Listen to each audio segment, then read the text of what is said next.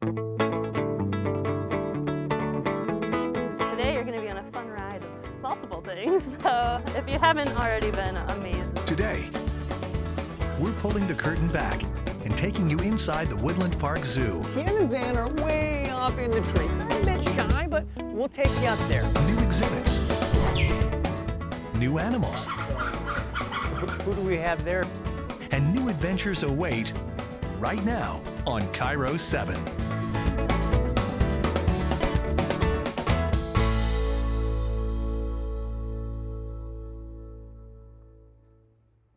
Check out these little guys. If this doesn't give you a good idea of what kind of fun we're going to have today, I don't know what will. We are inside the Woodland Park Zoo for another round of fun here in Seattle. And today we're going to be taking you through all things zoo baby. You know, the cutest, the cuddliest, the adorable ones that just make you go, aw. Today we've got gorillas lined up for you, lemurs, pandas, as you just saw, the penguins too. We're also going to introduce you to a new species being added to the zoo. That's right, Woodland Park Zoo has their first ever baby red-ruffed lemurs. And if that doesn't sound like enough fun, we'll meet some other things along the way. In fact, hey, we've got a peacock friend right here. And don't forget, coming up later, we're also going to check in with our good friend Shelby Miller. You remember her from last season. But before we get to any of that, let's dive in with our good friends, the penguins.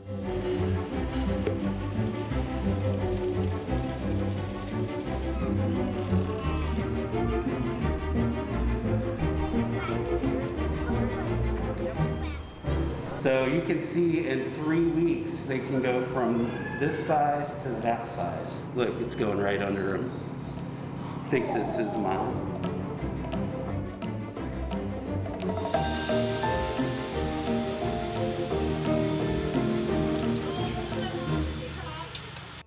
We're just about wrapped up here at the penguin pool, so we'll pull up the anchor, if you will, and we'll check in with Shelby in a little bit. But right now, we want to take you to the Trail of Vines, where the baby tapir you met in season 1, not much of a baby anymore.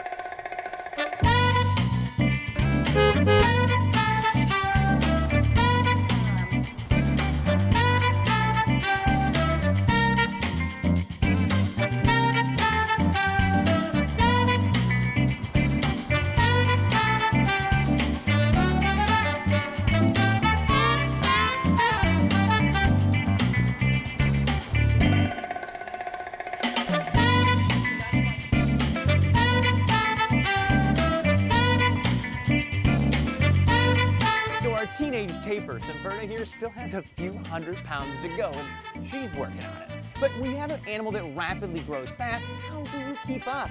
Now, we're going to put a pin in that. We'll be revisiting this with Shelby Miller, how you baby-proof an exhibit that is rapidly changing.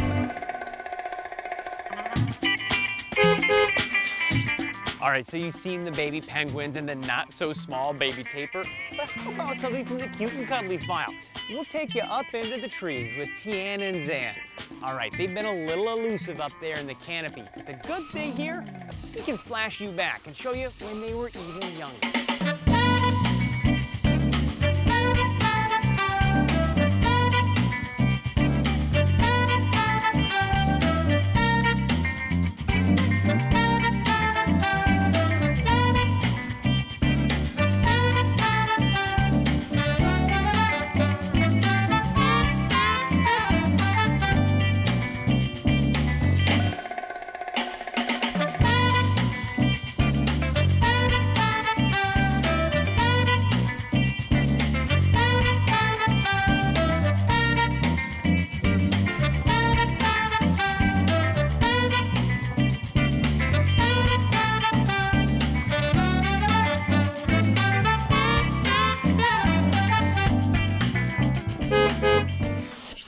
One of my favorite things here inside Woodland Park Zoo are those small features that really draw you in.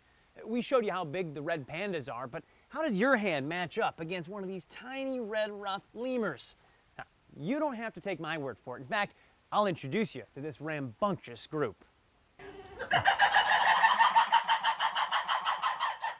red ruffed lemurs may be small, but they are loud. Extremely loud. Do the babies have that in them too? Are they getting vocal? I haven't heard any noises out of the babies yet, other than maybe a little bit of calling to mom kind of thing, saying, "Where are you?" While they've not caught up to their adults in terms of vocals, they have figured out how to crawl all over mom, which frankly can be a bit much. She needs a break from them sometimes, she tells us, where she wants some time out on the island. How does she tell you? Oh, she just separates herself. She gets to areas that they can't get to, and will kind of say, "I need a little time out here. The kids are too much for me right now, and I need some time away from them." So we'll give her even 15 minutes, half an hour to get out there and play around out on the island here before she gets back. And then she tells us it's time for me to go back in with the kids. But she's done an amazing job as a mom so far, and she knows exactly what she's doing despite being a first-time mother. Come on, girls. And there's 3 kids, by the way. I got you. Sally, the mom, has her work cut out for her, especially because the males, So this is Orion, and this is Lucian. these 2 fellas, they don't always pick up the slack. To be fair, when we caught up a few of the little ones were having trouble getting back inside for dinner. Dad stayed out until the keepers could wrangle them all back inside to eat. But even introducing the adult male lemurs, well, it's a decision keepers leave up to mom. Well, we're just kind of monitoring the behaviors, mostly of mom, just making sure that she's comfortable and allowing them to come in and do that. So, Speaking of, who do we have there giving us this is, I don't know who that is. That's Lucian, I think, that's looking to go inside, and I think he's saying it's feeding time right now. Time to come in for the evening, and he'll spend the evening in with the family group now. So that is something we just accomplished yesterday. But the big steps, that's on the baby's timeline.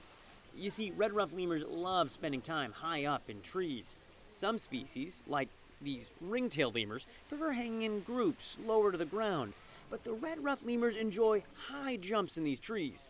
And no one wants to see a baby take a tumble. There's going to be nerves for the keepers for sure.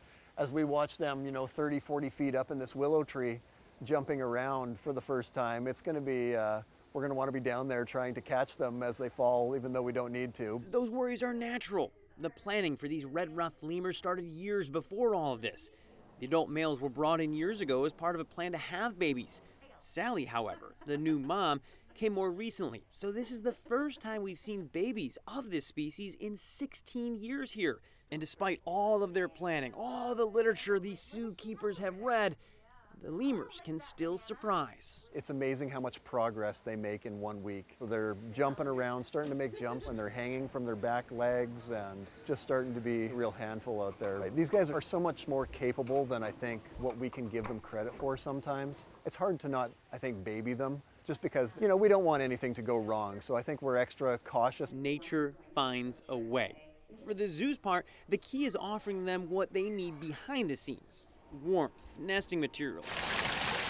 But out here, it's a habitat that they love. A lot of different climbing structures, as you see there. No doubt that's important, but what you may not notice is the heated cave or the hidden structures just above where Dad is relaxing here. After all, babies, moms, the dad, they all love one thing most of all. Lemurs love the sun. They'll sit out there and worship just kind of gather the rays out there. There's nothing they love more than seeing the sun out there, and you won't be able to miss them. Coming up, we'll dive in with the penguins to better understand the plight of these South American swimmers. So it's really important for us to bring their story to the people.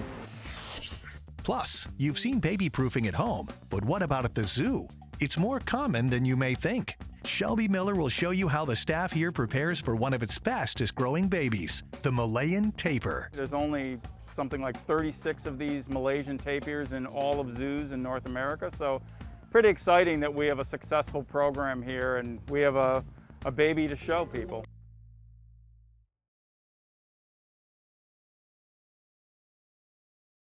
KIRO 7 Cares is here to help those who need it most. By supporting local nonprofits and events to help give more people access to basic needs. Let's work together to make a difference right here in Western Washington. KIRO 7 Cares.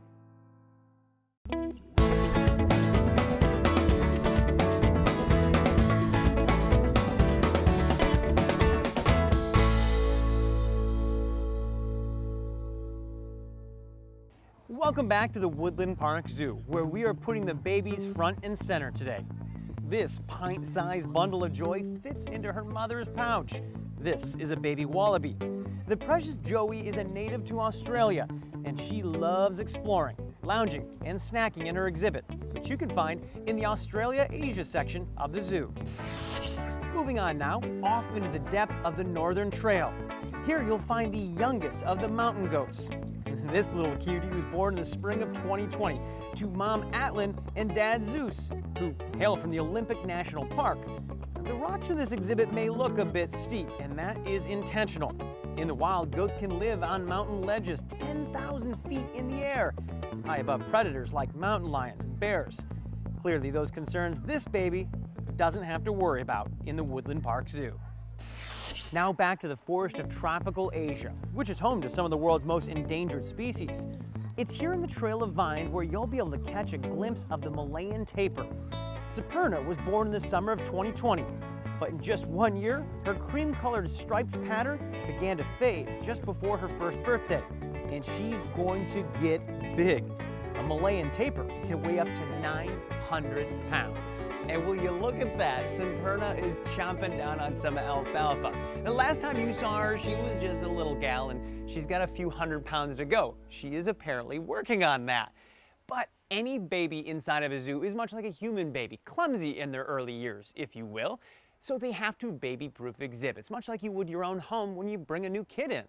Shelby Miller is going to take us behind the glass and show us how safety remains a top priority.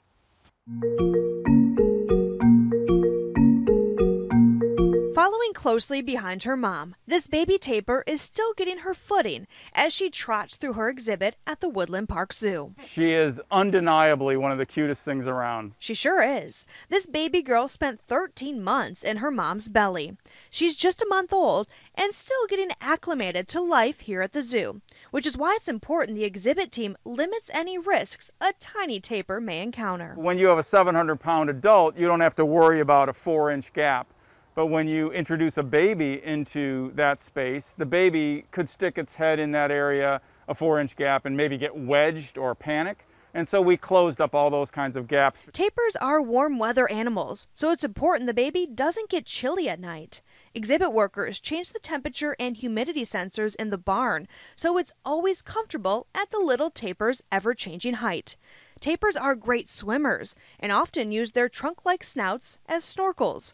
But the exhibit's pond can be a bit deep for a calf. So we drained the pool, started out with just about 2 inches of water, and slowly over the days have increased. Now I think we're up to about 8 or 10 inches of water is all.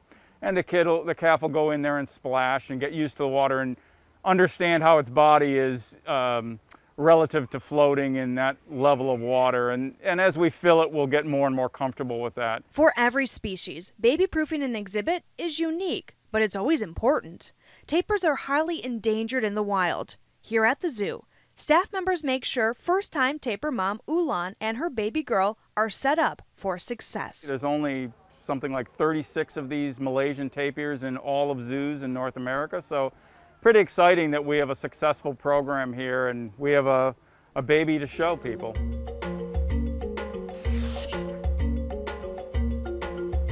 Here inside the Woodland Park Zoo, you can read all about the South American Humboldt penguin. Now, if you read about them, what you'll learn is for 4 decades, their population's been going down. Climate change, habitat destruction, it's all part of the problem. But as you take a look at these swimmers, you gotta ask, how do you keep them safe? Shelby Miller's gonna help us figure that out. So she is 3 months old. Her name is Yaku, which means water in Quechua.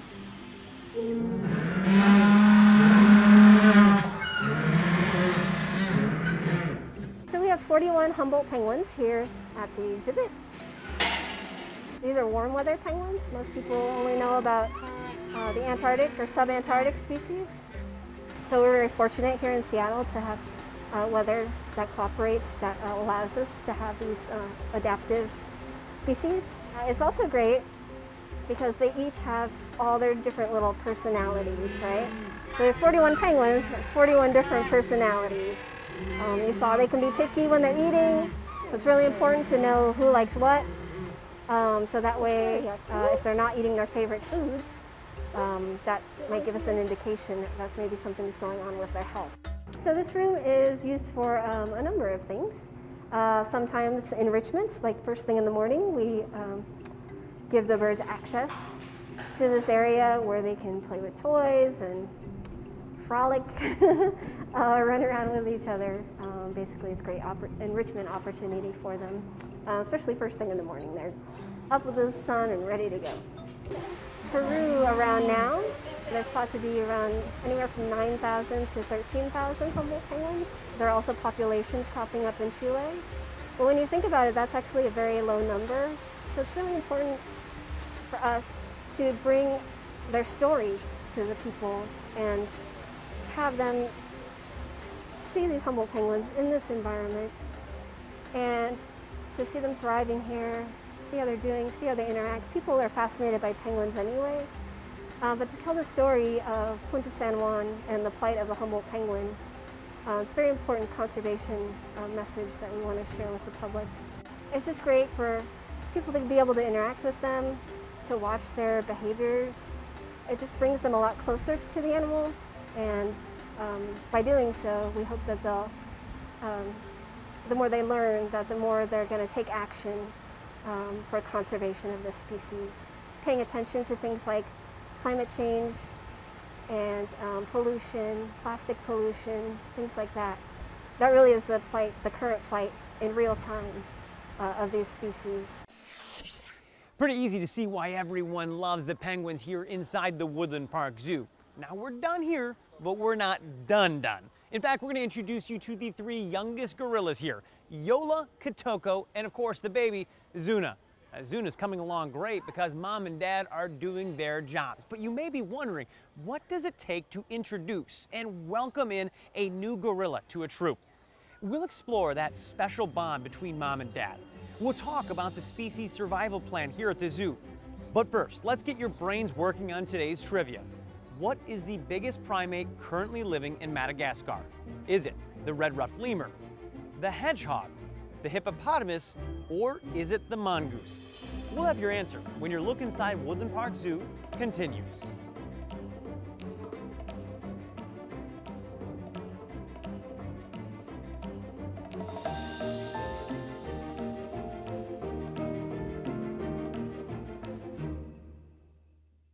KIRO 7 Cares is here to help those who need it most. By supporting local nonprofits and events to help give more people access to basic needs. Let's work together to make a difference right here in Western Washington.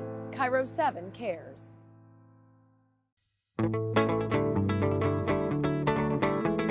Today you're going to be on a fun ride of multiple things, so if you haven't already been amazed. Today, we're pulling the curtain back and taking you inside the Woodland Park Zoo. Tiana and Zan are way up in the tree. They're a bit shy, but we'll take you up there. New exhibits. New animals. Who do we have there? And new adventures await right now on KIRO 7.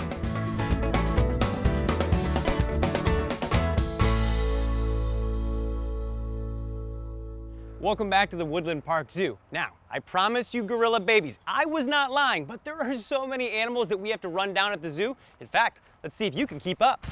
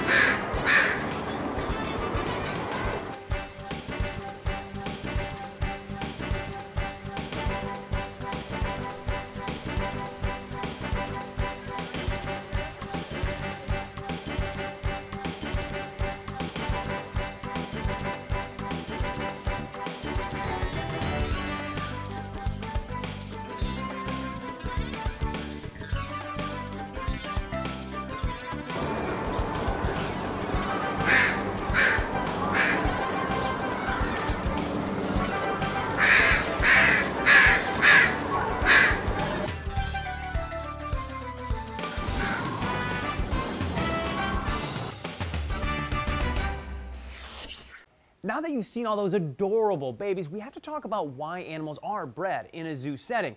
It's part of a worldwide conservation effort known as a species survival plan. Now, lots of species have them, including our good friends here at the Woodland Park Zoo, the western lowland gorillas.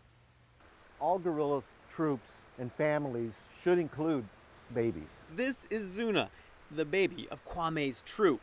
And while she's small, she plays an oversized role. Babies are part of the structure of that family, and so it's a very important part of their enrichment, if you will, in their social life. As Martin Ramirez explains, babies are top of mind when experts plan out a species survival plan. The blueprint, if you will, of how zoos keep a genetically diverse, varied population. There's intention here, and biology plays a huge role. But plans on where these babies are going to go matters as well. So in the Woodland Park Zoo's case, they have animals like the western lowland gorillas and these red-ruffed lemurs, where they take an active role in breeding. Whereas the next-door neighbors, those ring-tailed lemurs, they're part of a bachelor pad. No ladies here, but their genetics could one day be called upon.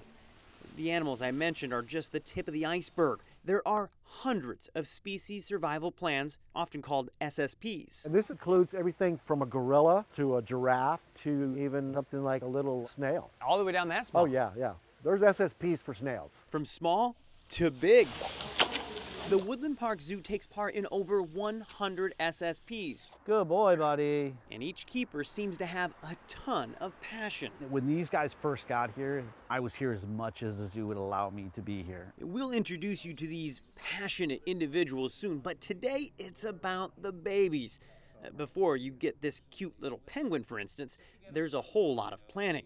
Everything from demeanor with social animals like gorillas to location, travel times to move potential matches. And as Martin tells me, finding a match often starts with genetics. They develop what's called a stud book. And so that's essentially just a list of every animal that's within the population that we're working with. And then they punch all these numbers into a formula, into this software, and it cranks out good matches, right? It's almost like Match.com or one or whatever. And it makes these recommendations based on that. But then the conversations start. So, for example, you know, Lion X and Lion Z make good pairings, but one of them is in Miami and the other one is up in Seattle. Is that really the best move you can make for these animals? There are so many factors. Not to mention, the animals have a choice. Right now, the zoo has been given a recommendation to breed the Malayan tigers. So the work is underway to determine when it could happen and how it should play out. We need to be very thoughtful about our planning for how that breeding will take place, when it will take place, what will happen after the babies are born, whether we need to help mom or let mom take care of them. The SSPs, they make their recommendations. We have conversations with other zoos about, you know, what are the best fits, but ultimately it's up to the animals. We could have brought our male gorilla in, personality on paper and all that looks great, bring him here, females look at him and go, no thanks. You know, and that could happen with any one of our species. It is a balancing act that takes collaboration between animals, keepers, and zoos. So when you see babies, you're seeing the result of months, even years of work. It's not because we were just simply trying to get people to come see our lemurs and we had babies. And I think that's a common misperception about how these work, right? Because people are cynical, right? It'd be easy to think, oh, revenue's down, we need a new lion. Exactly, right. And it doesn't work that way at all. Now, sometimes it works really, really well for the zoo when we can time, you know, a birth around, you know, our peak season, if you will. But that is not option number one. We don't just breed just for the sake of breeding or just for the sake of encouraging guests to come to the zoo. It's really more about just trying to make sure that we're breeding to make sure that we have these animals in our facilities and also to make sure that we are able to sustain this over a long period of time. That's going to do it for our look inside the Woodland Park Zoo today. I hope you enjoyed all things babies. Remember, we introduced you to a new species here at the zoo, the red-ruffed lemur. We showed you how they baby-proof things for the tapirs, and of course, who can forget all the fun out here dockside with those penguins. The staff here leaves no stone unturned, and neither will we, because now is time to answer your trivia question. What is the biggest primate currently living in Madagascar? Is it the red-ruffed lemur, the hedgehog, the hippopotamus, or is it the mongoose? Your answer, if you guessed right, is the red-ruffed lemur. Hippos aren't exactly primates, so that was a little bit of a trick question this time. Now don't go far, because we're back with an all-new episode next week. This time we'll be taking you inside the life of a zookeeper. You get to walk a mile in their shoes. Of course, you can always check us out and have a little fun in the sun here at the Woodland Park Zoo by checking out KIRO7.com/zoo. For now, I'm Matthew Smith. Where did I put that anchor?